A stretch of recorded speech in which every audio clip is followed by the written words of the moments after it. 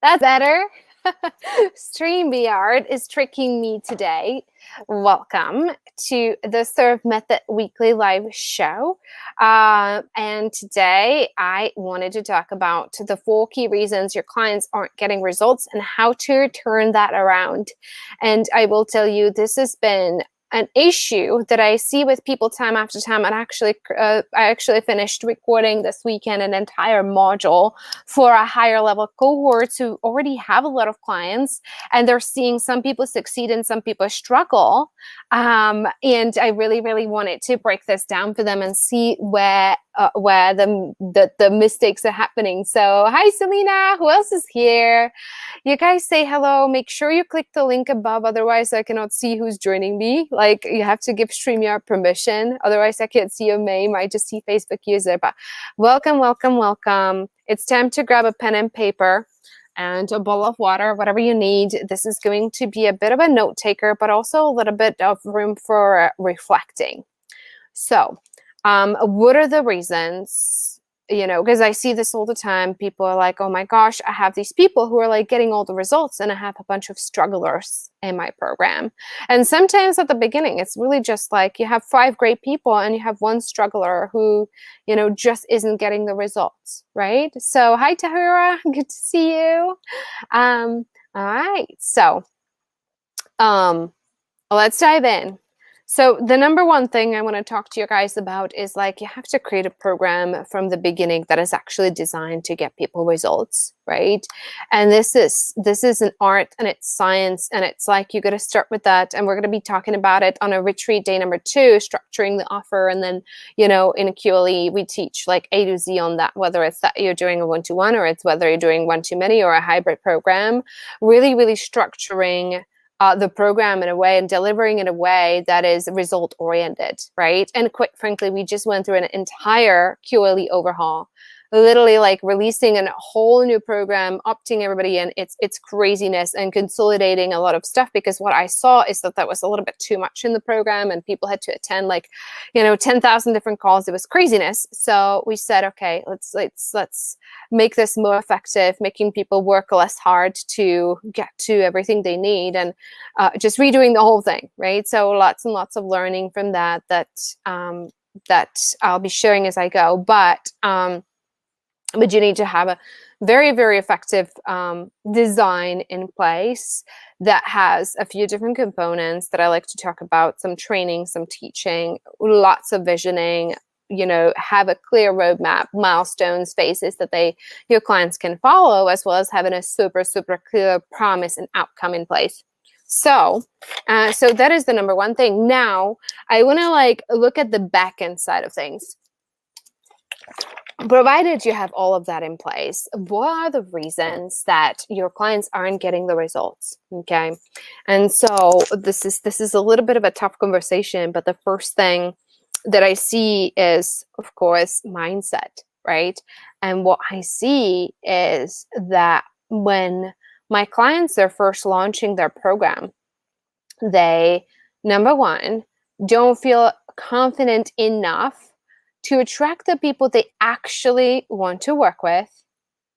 And instead, they're attracting people they know they can save.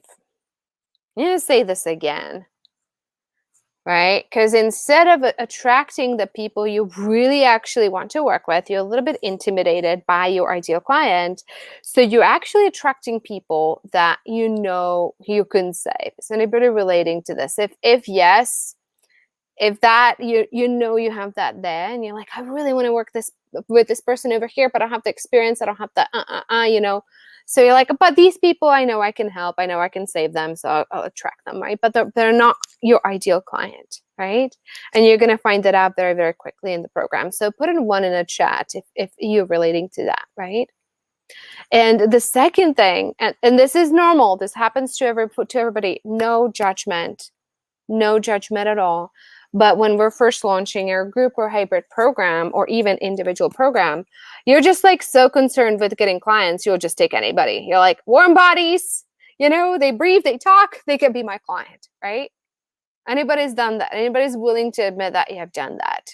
because I certainly did at the beginning. I got lucky because the majority of people I attracted were great, but some of them were so not a fit, you know.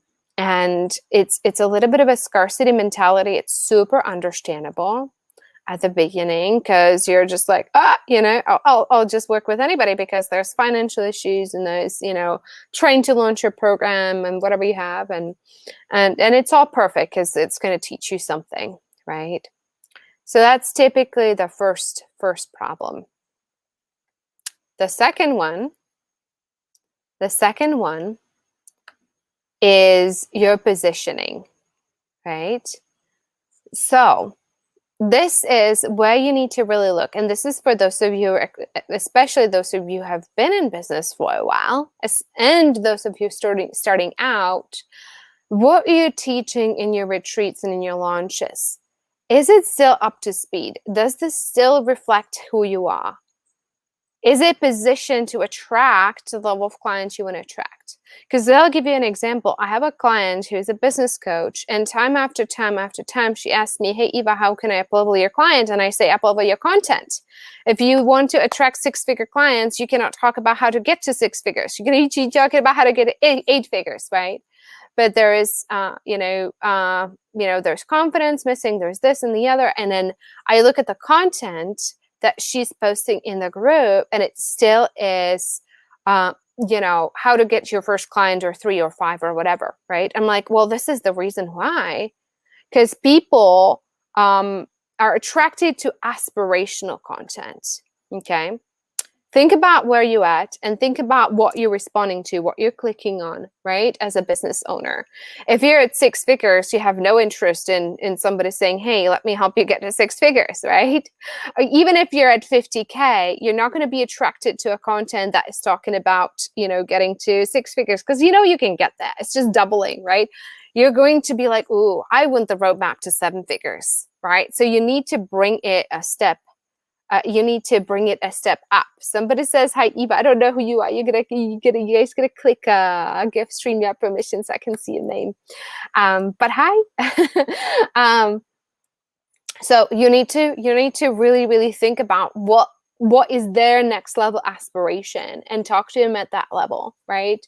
At the level where they're not going to be interested because they've seen it all. Right? So there's a little bit of a content up leveling, and sometimes you have to deal with your own mindset around it because you're like, well, am I good enough to be talking about this? Right? Because sometimes you haven't done it yourself, or that's just about where you are yourself. Right? So that's the positioning piece of this, and really being clear, the people that I want to attract, what is their aspiration? What is really going to speak to them? Right? And you're actually going to attract the people at the beginning or below that as well. So it's going to be the right people who can see, okay, maybe I'm not there yet, but I can see this. I can see this for myself.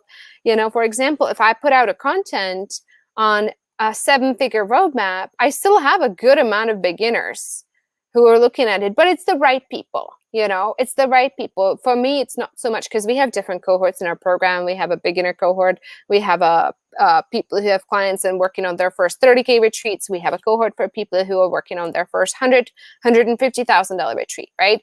So for me, it's not so much about where you're in your business. It's more, what's your mindset? Right? Because for somebody who's intimidated by that and they're not even going to click, that's probably not our client.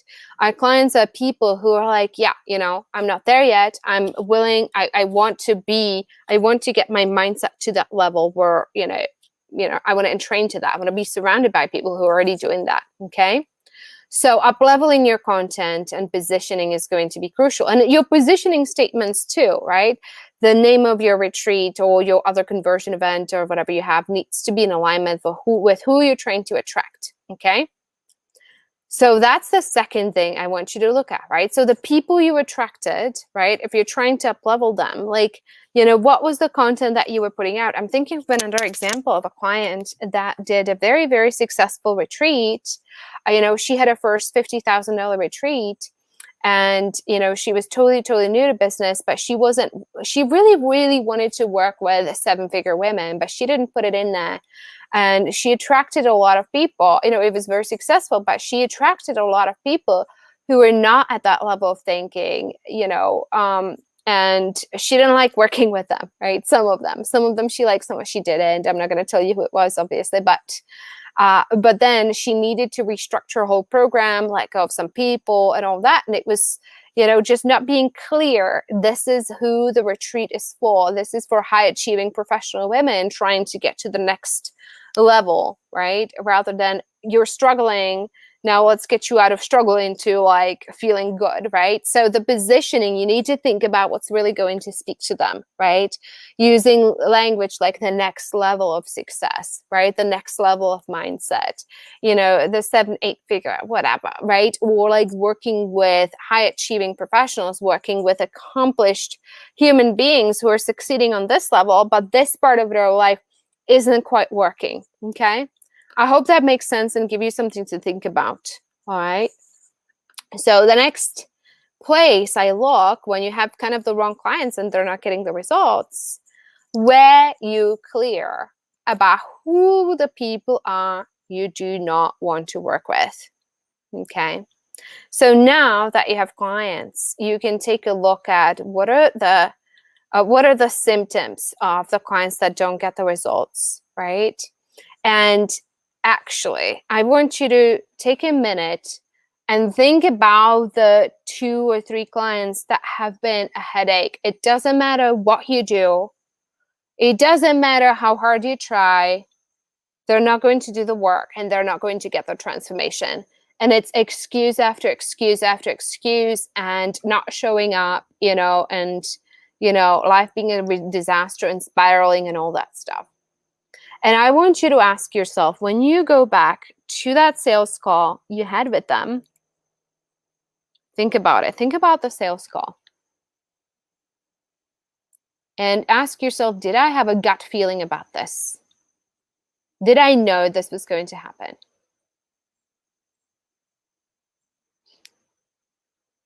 You see that? The chances are you did. You did know. You did know it was going to be a disaster. It was not a good idea. You know, whether it was you were the last resort, the Hail Mary pass, you know, whatever it was, you know, or they were complaining about a lot of other coaches and you knew, but this coach is actually really good, you know, and you didn't say anything because you were like, okay, I need the money, right? And the rational mind overrode your gut instinct, but you knew this person isn't right for you. Or maybe you had the bleeding heart and you really wanted to help them anyway, even though you had the gut feeling. Is anybody resonating with this? Is anybody willing to say, yeah, I've done that? Put a note in the chat for me if you do.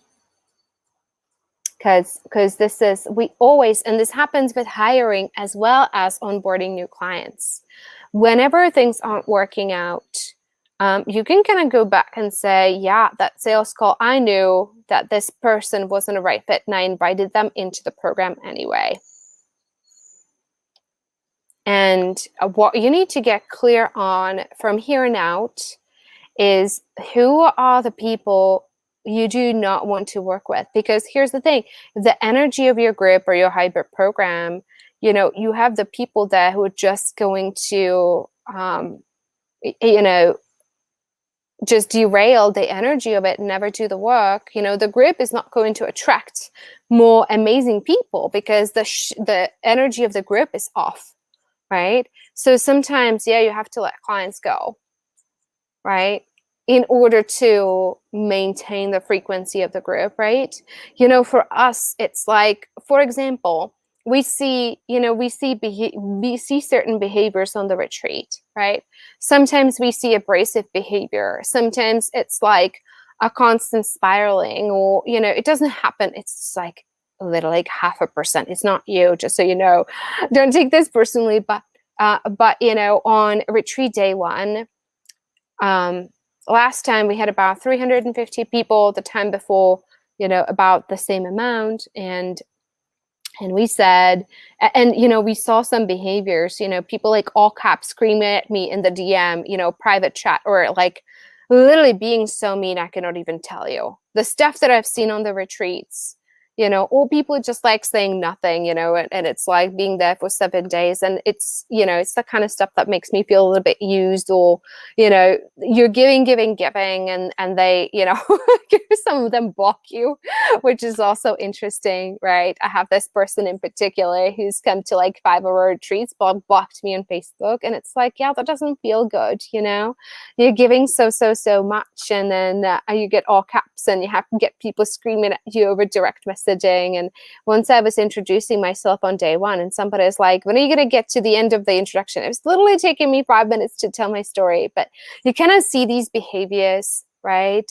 And then people are like, oh, actually, I would really like to work with you. But you already, like, people show you who they are in the retreat, and you kind of have to believe them, right? So that's also why I love the retreats, because we also get to see how people show up. If they're doing the homeworks, are they committed to their business?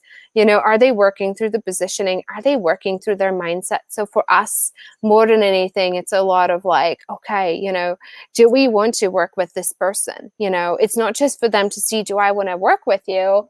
Do they want to work with us? But it kind of goes both ways too, right? So be really careful in your retreats to, be really, really clear. Okay, here's the person. No, I'm going to say no to that.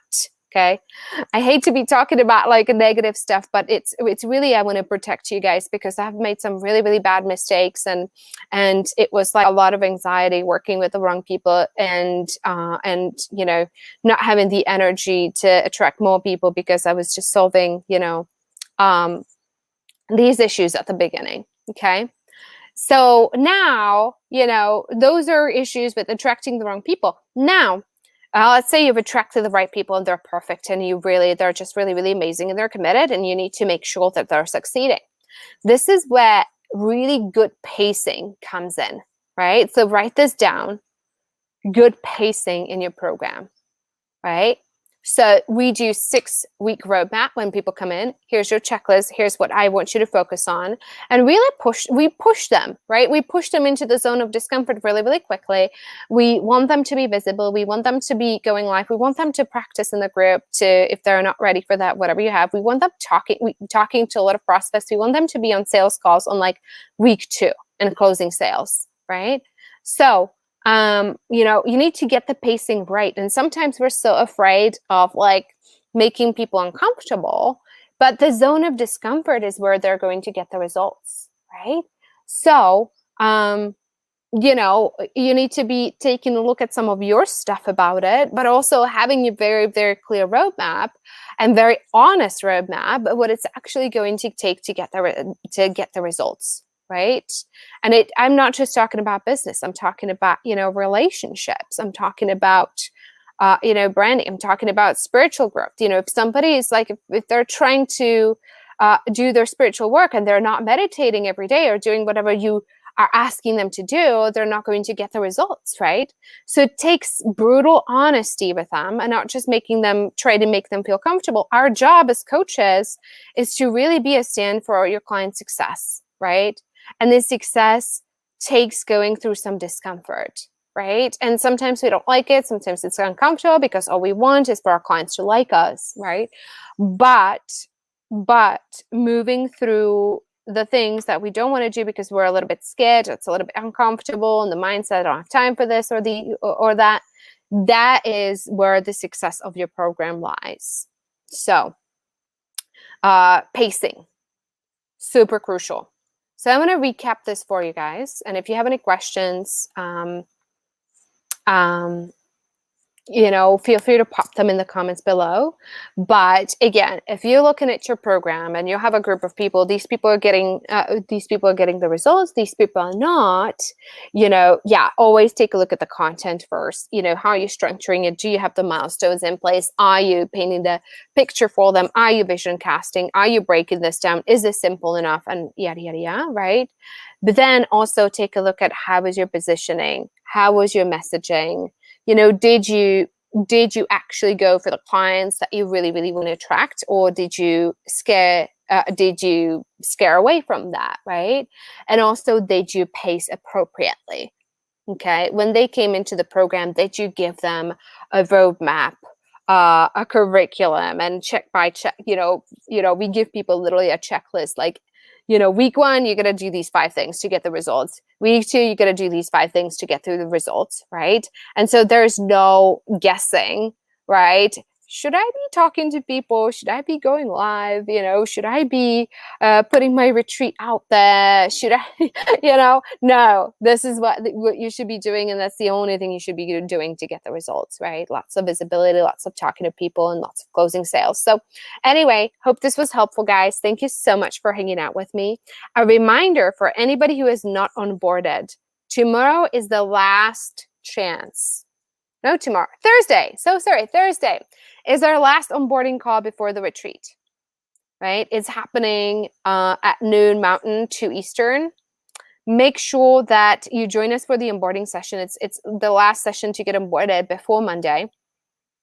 And the reason we're doing the onboarding is I really, really want your creative juices flowing on what is your method, your formula, your model, your signature system that you're going to be teaching A, in your retreat, B, in your program, once people make it to your program from the retreat. And it's going to be the overarching legacy branding. This is what you're going to be known for. This is your methodology, right? Just like I talk about the SERVE method over and over and over and over in the past year, every single live stream, every single Zoom workshop, and I've taught on camera probably like hundreds and hundreds and hundreds of times, it all comes back to the SERVE method, right? And it comes back to the core principles, right? Which are the only strategy that is going to work for you is if it's serving you and it's serving your prospects and it's helping you grow, it's helping your prospects grow, meaning doing uncomfortable stuff, right?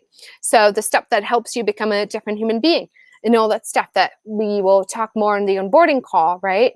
But you need to have your own method, your formula. If you have already attended the onboarding call and you're still percolating, make sure you're talking to Masha and Ildiko, make sure you're percolating.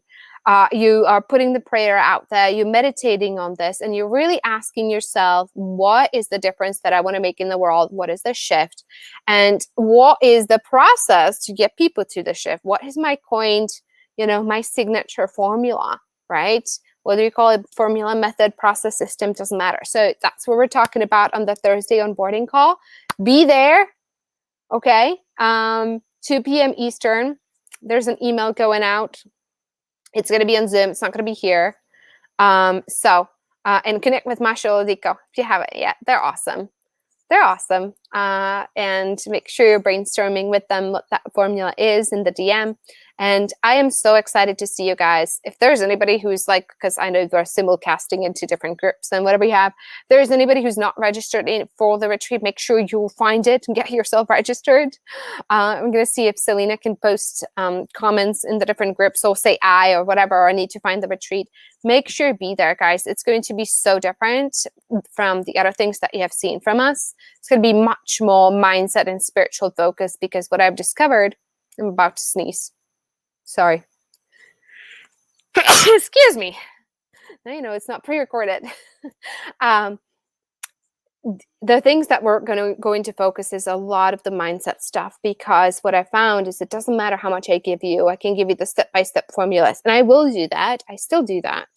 If it's not matched with what's actually going in your head that is keeping you from, getting the results, you're not going to get there, right? I've seen this over and over and over.